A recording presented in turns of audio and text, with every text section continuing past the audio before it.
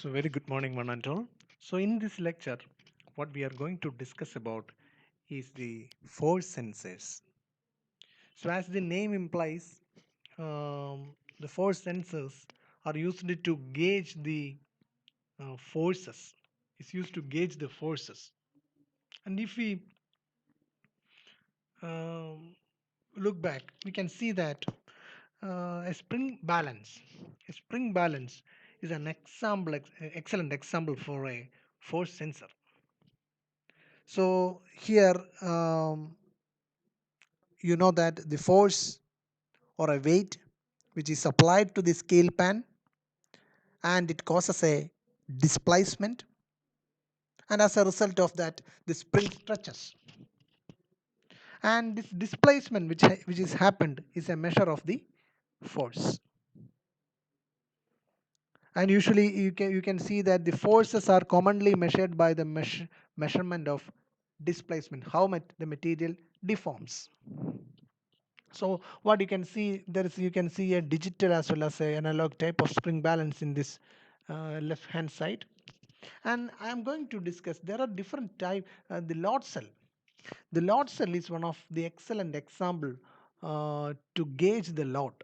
So it's an example of a force sensor. There are different type of force sensors. So I have given I will be giving you a YouTube link which shows different type of load cells, the animation videos, how to measure different the forces using this different type of load cells.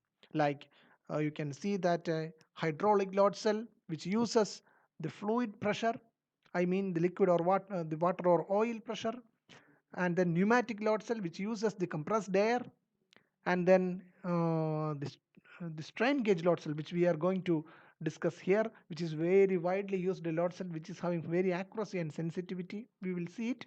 And then capacitive type of load cell which uses the technique of capacitance which we have earlier discussed before. So along with this video lecture, you can also look at the link which I am going to provide you, so that you will get a glimpses of what are the different type of load cells. So the strain gauge load cell is the one which is very commonly used form of force measuring transducer.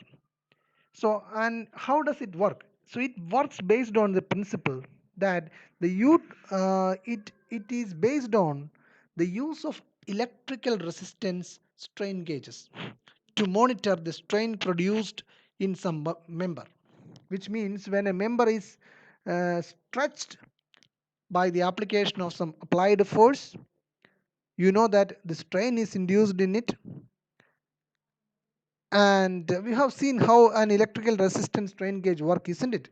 Based on the strain, the electrical resistance changes. The same principle is applied here. If you look at this the load cell, strain gauge load cell, which is I have pasted on the right hand side of the slide, you can see the arrangement. This arrangement is generally referred to as load cell. Now you can see a cylindrical tube to which the strain gauges have been attached, and you can see that the forces are applied to compress it. A compressive force is applied here. Then what will happen? The strain gauges give a resistance change when it is compressed, because once the strain gauges are pasted on it, because of the compressive load, it displaces and it gives a resistance change, so which is a measure of the strain and hence the applied forces. And while we are discussing the strain gauges, we have seen that one of the problem with all the strain gauges is that their resistance not only changes with strain but also with temperature. Hope you're remembering, isn't it?